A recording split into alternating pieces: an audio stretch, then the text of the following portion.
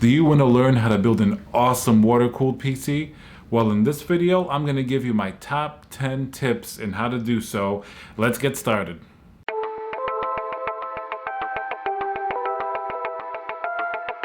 Hey guys, I'm Tiago with Classical Technology. In today's video, we're going to be going through top 10 tips that I found most important when you're building a water cooling PC. And at the same time, I'm going to be showing you my new build in the Phanteks case with a dual system setup and a lot of monster water cooling. So let's get started with tip number 1. So the first important tip starts even before any type of building takes place. You need to choose your case really carefully. Not every single case is optimized for water cooling. Some are much better than others. First, you have to ask yourself a few questions. What's my budget? What size case do I want to build in? And what type of hardware do I want to put in there? For example, you have a couple of different sizes. Let's say if you want to do like an ITX build, that's going to require a little bit different type of hardware because everything is much smaller. So you're going to need an ITX motherboard. You're going to need in general just to keep your hardware to a minimum. And then you have a regular mid-size case where you can fit some water cooling and regular size hardware. And then we're talking about, for the third type, monster water cooling builds where you can fit massive amounts of radiators. Generally, these are going to be much more expensive as well. Generally, the bigger case that you choose, that means you're going to be able to put more water cooling gear in there, but also the price is going to go up exponentially because then you need more radiators, you need more coolant, more fittings, etc. So after you've asked yourself that question, make sure you choose a case that's probably a little bit better optimized for water cooling. Thankfully, recently, a lot of cases already come to the market really ready for water cooling. They have, different type of pump mounts. They have spaces for reservoirs. Thankfully, this has become a nice trend recently. So most of the time, you're really going to be able to find a case that fits your need.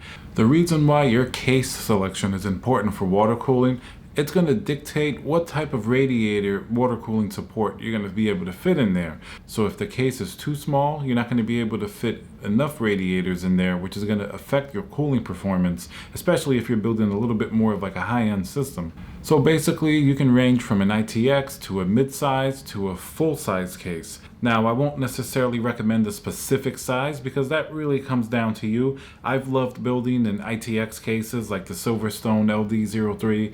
I loved building in, mid-size cases, which the Lian Li Dynamic XL, I think kind of fits into a mid-size. It's not that big. And then, of course, I absolutely loved building my favorite type of case, which is just a huge monster case for a water cooling build, like the Caselabs SMA8 or like the Corsair 900D if we go back a few years. So it really comes down to what you're looking for, the space that you have, and just how crazy you want to go. In whatever size that you choose, just remember, choose a case that's well known for water cooling, or even one that has a good spec sheet where you can see the sizes and plan out your loop beforehand. That way, I think you're going to thank yourself later, so you're not trying to jam a 360 radiator in a case that can only fit a 280 or a 240. And then this is going to make your build a lot smoother. Of course, aside from performance considerations, you want to think, how is this going to look with a water-cooled setup? The case aesthetically is also very important because a water-cooled setup, you're generally displaying your hardware. Let's take one case as an example. The Lian Li Dynamic, either the regular version or XL, was extremely popular. I mean, people did so many builds in it. That's all you would see on the internet was builds of this computer case. Now, it is a great case, and part of the reason why it got so many builds is that aesthetically, for water cooling, it just makes so much sense. You have the glass on the front, glass on the side. You can really display your hardware as well as all the work you put in water cooling it for everybody to see. In the description below, I'm going to have a little list of the cases I recommend and have used for water cooling. That way you can reference them, you can take a look and see if it's one that you like, or at least you know the type of things that I look for. And then of course you have your budget with a case. You can have cases of all different sizes that are very, very different in price. You could have a very big cheap case, you can have a small expensive case. So I would recommend choosing something that's high quality, because if you're building a water loop in the case, you're going to be putting some money into it. So after you have your case picked out, the second tip that I have for you guys is to go and pick out your components. Now, you're going to have to do a little bit of planning for this, but it's really going to come in handy. You could just kind of go impulsively and buy different parts, but most likely they're not all going to fit together and you're going to be missing a few things. So I recommend you sit down, maybe go on a website that you can add everything to your cart, or like PC Part Picker. Put together your water cooling components. Some of the water cooling companies like EK Water Blocks and Corsair and Bits Power, they let you build your system sort of on their website and seeing what integrates together, seeing what type of cooling performance you're going to get, so you can go that route. But make sure to choose your components so they not only fit in your case, but also fit with each other. Get the correct fittings for the correct tubing size. Make sure you get the proper GPU and CPU block for whatever components you're using. This is going to be very important when you're building, because the worst thing that you want to happen is when you're in the middle of building an awesome system, in the middle of the night or maybe on the weekend, and all of a sudden you're missing a piece or something's not fitting together correctly, and you have to order something online or go out to Micro Center. So planning ahead, and I know sometimes it's a little bit difficult because we want to build these systems, we want to go, because building water cooling systems is very exciting. I know you get hyped up, you just want to build it, right away, you don't want to wait. But it really is a good idea just to plan it out. You could even make a little drawing of where your loop is going to go to see that you get the correct components. Make sure you have the proper radiator sizes and thickness. Some cases can fit, for example, like a 360-degree radiator, but they may not be able to fit a thick radiator. It may butt up against the ram. So that way you have to do a thinner radiator or maybe a smaller radiator. So just keep in mind all these limitations, because there are little surprises in water cooling that you really don't expect. Remember, water cooling is a three-dimensional build inside of your case. It's not only going in one direction, but it's going in every single direction. You're going to have your tubing or your hose go through your entire case. You're going to have thick radiators. Sometimes a radiator is not exactly the size of a 120 millimeter fan. Some of them are going to have a bigger footprint than that, so you have to keep that in mind because it may interfere with some other components. Now, a good way to check not only the case, but the components that you choose, you can go on a website like builds.gg and see what other people have done in the case. So as you're planning all of your components, it's good to envision what your build is going to be like. If you're a visual person, you can sort of imagine where all the runs are going to go, the tubing, what components are going to go where. You can also do a test fit before you actually run any tubes or anything like that. Just put your radiators where you want them to go. Make sure that everything makes sense. Now, if you're not a visual person per se, you could always maybe write out your plan, with what's going to go where. That can work as well. So the important thing here is just to plan out your hardware. The first step was planning your case so everything fits. Now you got to make sure your hardware is going to fit properly inside that case. This is a little bit different than the second one. Make sure that you have enough in the correct size fittings. Now, this kind of goes hand in hand with choosing all of your components, but I made this a special category aside from the other hardware components, just because the fittings are vital to a water cooling build. For example, always get enough 90-degree fittings. You have your 45-degree fittings. You can check out other videos like Singularity Computers where they've gone through every single fitting and the different sizes. But remember, to have enough fittings is to get the proper tools for water cooling. Now, there are a lot of little things that you can buy that are just going to make your life a whole lot easier. For example, the first thing, when you're cutting tube or you're even cutting soft tube, you can get different tube cutters for PETG tube that are going to make your life a lot easier. Some of these tube cutters are similar to the ones that are called maybe like a pipe cutter if you see at a Home Depot or something like that. These type of pipe cutters are going to give you a lot more exact cuts, so that way you have less chances for leaks and everything just fits in normally. Now, of course, every time you make a cut, especially on a hard tube, you're going to want to use like a deburrowing tool or something like that just to make it even. There are a couple of different options for this as well. I'll put a little list down below of some different tools that I use. That way you can see if it works for you guys as well. Soft tubing is going to be a little bit more simple than hard tube. You can use a scissor to cut it. Most of the time that's okay, but hard tube, you're definitely going to need some type of a tube cutter. Now, if you're working with acrylic tubing, you have to take extra precaution because these tubes are a lot more brittle than something like PETG. PETG, you can always use a pipe cutter, something that snaps, or one of the little ones that you turn and it takes away the tube. But if you're using acrylic, chances are you're going to crack the tube if you do that. So you have to use some type of a hacksaw or maybe even a Dremel or some type of machine like that really cuts the tube in a different manner. So I would recommend for most people to get started with PETG, as that's just going to be a little bit less of a hassle. And the benefits to acrylic, it's always up for debate. Acrylic is generally a little bit clearer, so you can see your fluid a little bit better. But PETG has gotten a lot better recently, and I just think it's easier to work with. And of course, you're going to need some type of a heat gun if you're going to be bending your tubes. You can always get these at Home Depot or Lowe's or even Amazon. They're pretty cheap. You can get one for 20 or 30 bucks. I usually put the heat on medium and just kind of put the tube a few inches away. And most of the time, I don't really have a problem. And if you're bending these tubes as well as your tube cutter, it's a good idea to have maybe a little tube bending kit where you get like a little 90-degree piece or a 45-degree piece that you can put your tube up against, just to make sure you have the angle that you need and it's nice and straight. And this comes again with the idea of having patience when you're doing a water cooling build. It's hard to go fast as much as we want to, and we're excited to get it up and running. Patience is going to give you a much longer lasting system with a lot less headaches.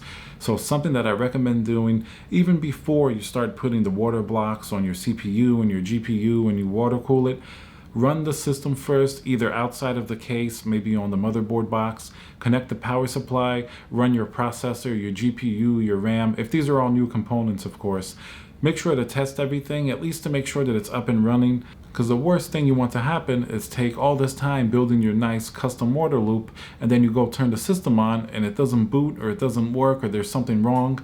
And then it's a lot harder to diagnose it when you have a loop in there, because you can't take out components as easily, especially when you have a hard loop. Sometimes with a soft loop you can move things around a little bit, but it's still a whole lot harder. We're going to talk about soft tubing versus hard tubing.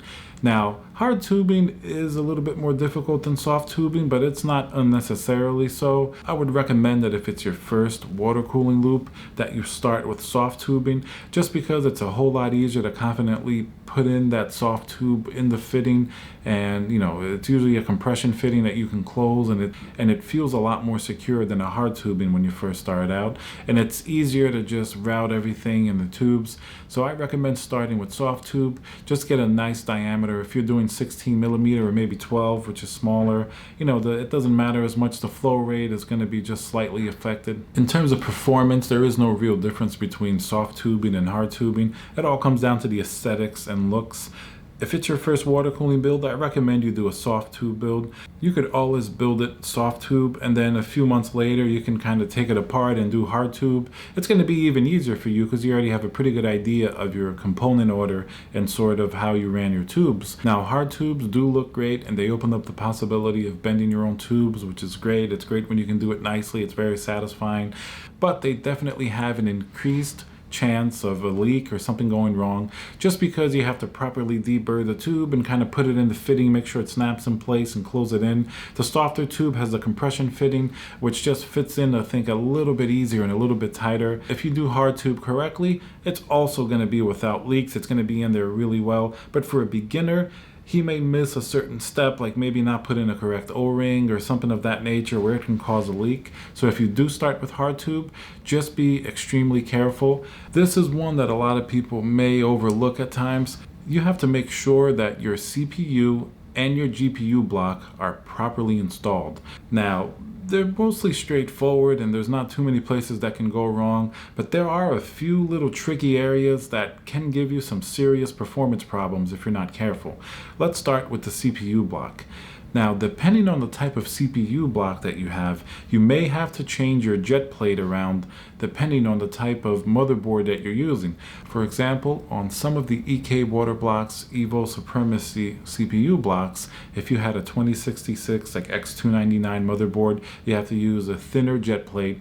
But if you have something like a 9900K or a 7700K, if it's a little bit older, you have to use a different jet plate entirely. So that means you have to open up your CPU block, read the directions, and just make sure that everything is installed correctly, or else you're not going to be getting the optimized cooling performance. For the most part, the CPU block is pretty straightforward. Just make sure that you use the mounting mechanism correctly so that it's nice and tight in there, because if it isn't, once again, you're going to get bad cooling performance. And one note, and this has happened to me in the past, I had a de-lidded 7900X CPU, and I also tried to use a monoblock on it. Now, this particular CPU that was de-lidded, it wasn't the same height as a stock CPU, so that meant that my block just wasn't making the proper contact to get cooling, so I had to put that CPU somewhere else. This is going to be a little bit more advanced, as most people may not mess with de-lidded CPUs, but it's common that you can buy them sometimes on eBay. They have them for sale, even if you don't do it yourself, or something like Silicon Lottery. So it is something that's out there, and something to just remember that you could potentially have an issue with a CPU block if you're not careful. So when you're building your water-cooled system, another very important tip is to kind of plan for future upgrades and plan where you're going to have your drain valve. Now, there are a couple of different drain valves out there. All the major companies usually make one with a little handle, or there are some that you kind of screw in and it opens up the water pathway.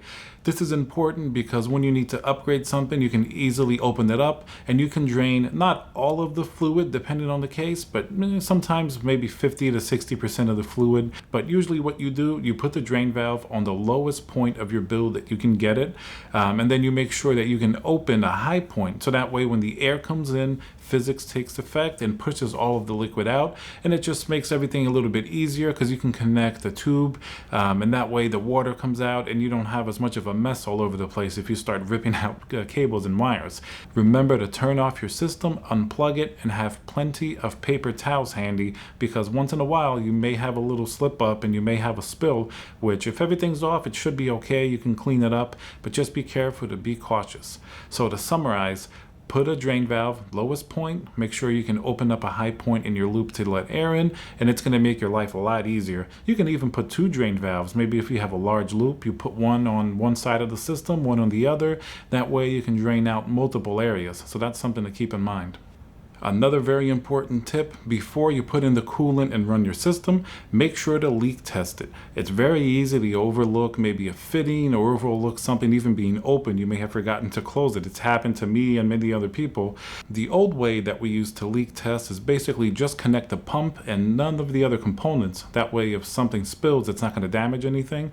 Run the pump for a while and just check and make sure nothing actually leaks. But now there's a much safer and much preferred way that I like doing it. I like using the EK leak tester. It's basically like a little air pump that you connect to the system. You can pump the air through and leave it at a high PSI. They have a little green range of where it's safe. And usually if it stays holding pressure without dropping, I leave it for maybe 15 to 45 minutes depending on the size of the build. After doing that and seeing nothing drops, it means everything's airtight, so no water is going to get through. Now, this is really easy to do. It's not a big deal. It just takes a few more minutes, and I actually find it fun.